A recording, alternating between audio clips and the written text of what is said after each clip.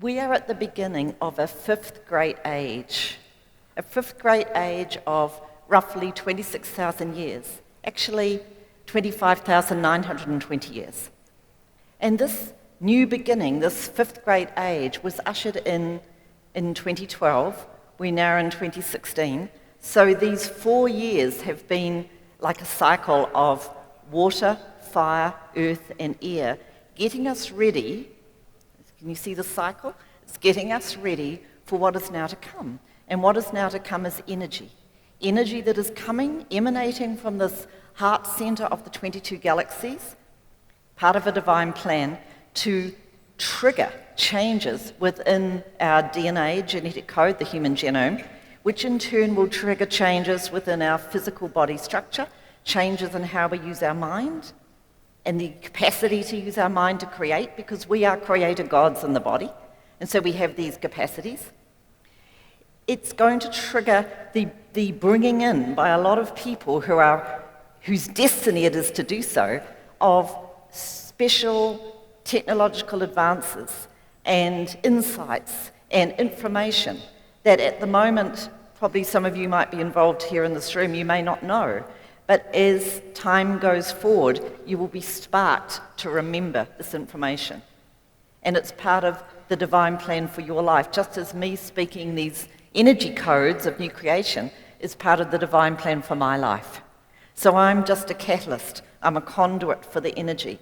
I'm a translator, an activator. And that's really why I'm here, because it's very interesting that this beginning energy is beginning here in India, very ancient civilization, where the people of India for a long, long time have been more advanced in their understandings.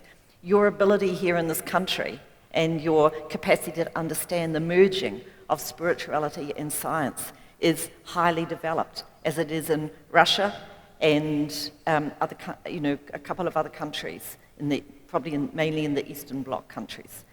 In the West, it's not so developed. People are more in their minds. They're not so much in their heart. And they haven't quite got to this yet, you see. So we are at the beginning of a new springtime, a new 26,000-year cycle. We have come to the end of 4 great ages that began roughly 100,000 years ago. And some of you might have read the book that I wrote in 2011 called Sunshine Before the Dawn, which is the story of how the human being was genetically created by the Syrians, the Lyrians, and the Elohim, the creator aspect of God, and brought to seed the earth.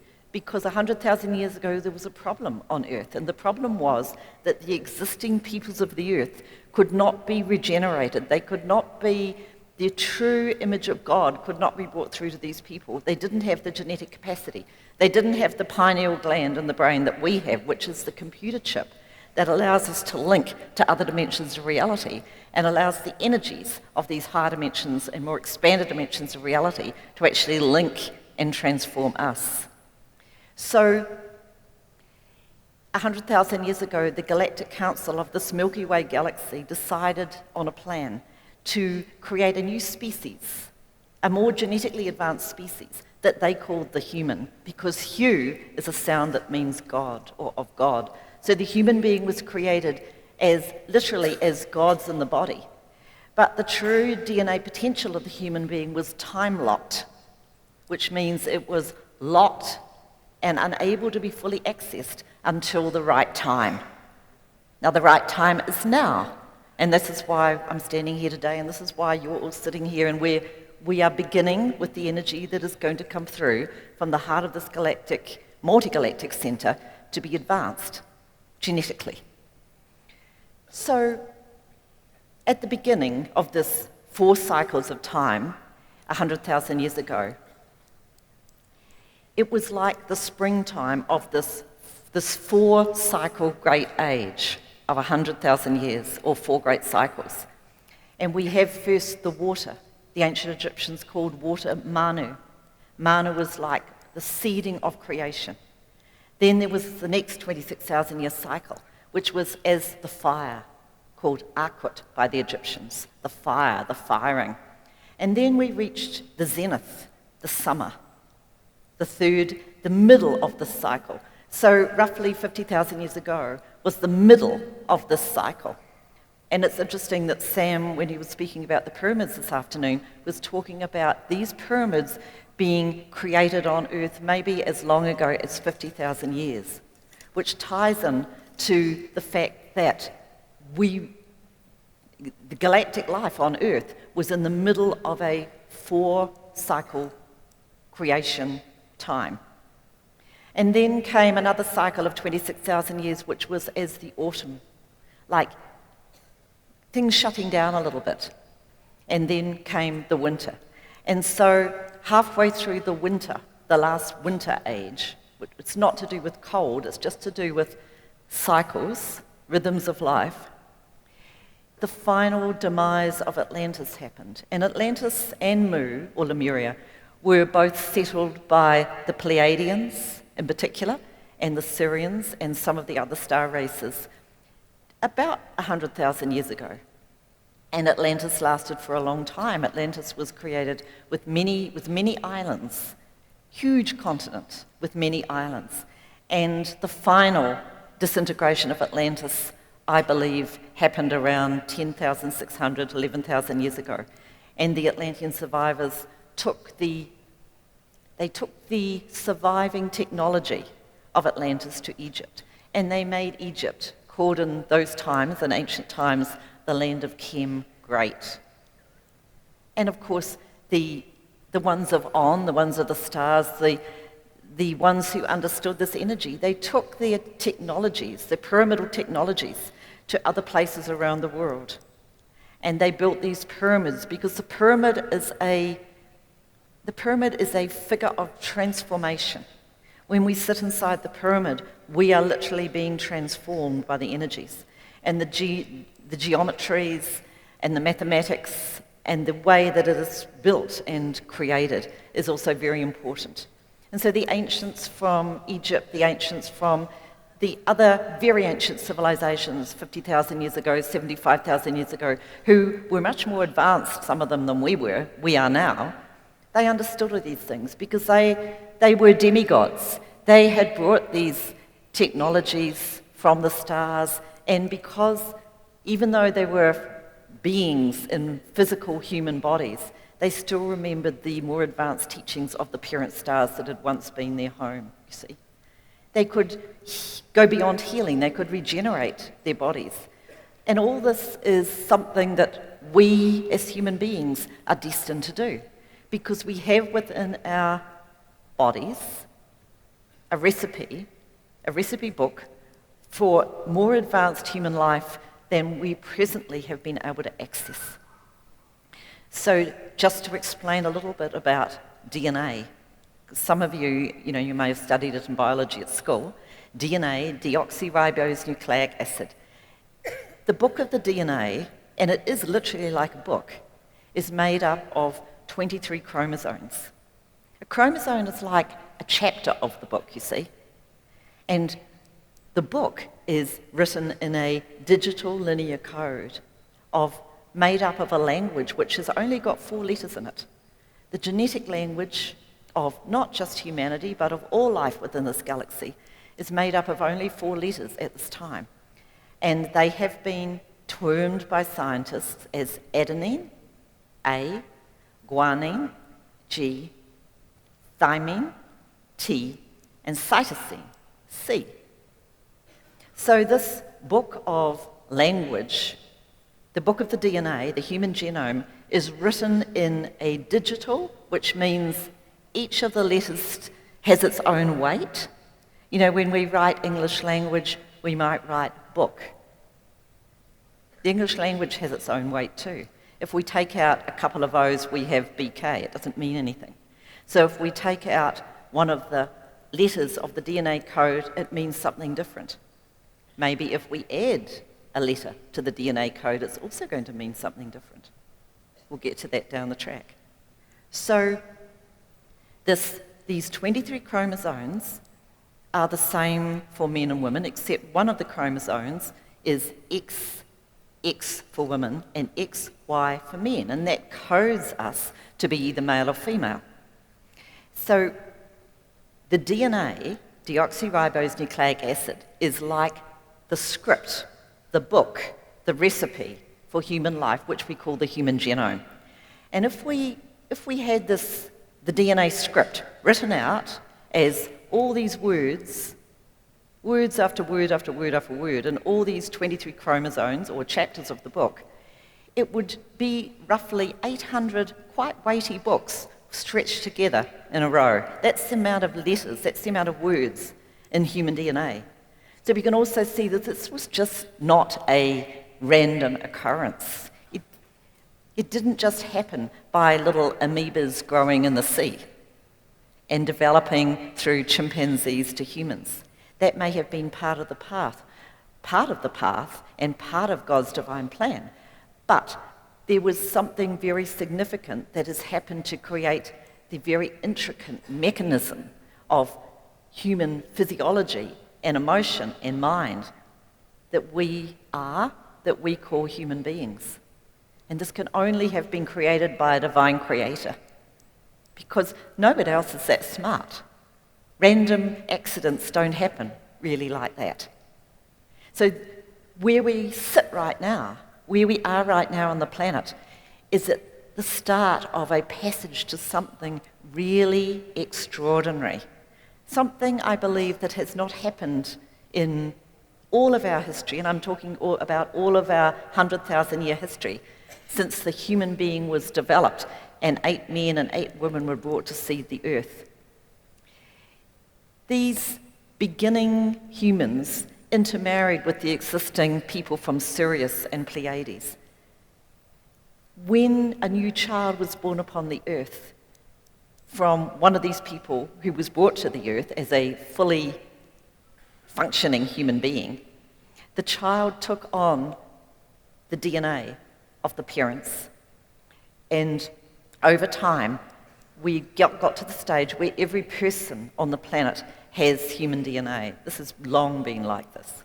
Okay. But in the beginning it wasn't. There were the Sirians, the Pleiadians, and others from the stars who had to go back to their parent star to regenerate their body, to hold the vibration, the more dense vibration of third-dimensional Earth. Because the Earth, as you know, has been long vibrating in the third dimension. This is just a slower vibratory energy wave. Now, since 2012, December 2012, the Earth finally shifted to a faster pulsating rhythm that we call the fifth dimension. It vibrates faster. And so because the Earth is vibrating faster and we are beings living on the Earth, we are also beginning to vibrate faster. You know, the last 4 years, probably for many of you, has been a bit challenging. Just put your hand up. Now, the reason for this is because this powerful energy coming into the Earth, which is getting stronger and stronger and stronger, has been really right back to about 1987, is getting stronger, and it reached a pivotal point in 2012, but it's continuing to accelerate. It's designed to do this because the energy that's coming in first from the galactic center of this galaxy, and now since about 2014, with the opening of a new stargate called the Stargate of Aldebaran, through the star Aldebaran, and Aldebaran is what's called a royal star. It's like ushering in something new, the star Aldebaran. This stargate, or portal, in time and space, opened, and this has allowed an activation and an opening of even more expanded and faster vibrating energy to come into the Earth's atmosphere and into the atmosphere of all the planets and stars in this galaxy. They're all changing, they're all being activated, and they're all changing and shifting in vibration. But the reason why Earth is so important is that not just in this galaxy, but in all of the 22 galaxies of this diamond-shaped galactic grouping, the reason that Earth is so important is that Earth has at its heart a place called Amenti. And Amenti is, and the ancient Egyptians called the air cycle, the last of the 4 cycles, Ament. Ament. Amenti, within the Earth, holds a specific vibration that is not just for the Earth, but for the entire galaxy. And when we connect with our mind and our heart with the energies of Ament, or Amenti, within the Earth, we touch into a pulse rhythm like Earth's heartbeat. And just as we are expanding our consciousness and activating changes within our body and in our life by connecting into the love vibration within our own heart, when we consciously with our heart and our mind connect into the vibration of Amenti, this place of the heartbeat within the Earth, we also are being accelerated and expanded. So the human being, you see, we are like a bar magnet. We have an energy field, we have a central vertical power current, we have axiotonal lines now open in all of us, which allow for energy to come in through the acupuncture points all over the body from other dimensions to help us with these changes. So we're getting energy coming in from the axiotonal lines into the meridian system of the body, sparking shifts in the nervous system. We're getting energy coming from the heart of the 22 Galaxy Galactic Center, this incredible powerhouse which is God mind, not just for this Milky Way galaxy, but for all of the galaxies. It's extremely strong energy and it's getting ever stronger. We have energy coming up into us from Amenti. Now, what all this energy is doing and has done is that in those people that are not maybe meditators, that don't know how to focus and balance their body, mind, and spirit, it's causing a lot of discord and upset.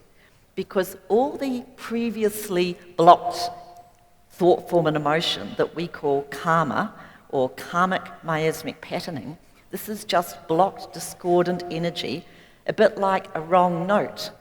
You know, a wrong note playing in a beautiful piece of music, and all these wrong notes playing in the beautiful symphony of our own soul are just the result of traumatic past life experiences that we've had. So these energies of discordancy are locked into every human being on Earth. They're part of our cellular memory. They're part of every cell. They're part of our energy fields. They're part of our what's called the morphogenetic energy fields, the substrate patterns of sound and light on which our physical body is actually created. It's like the pattern.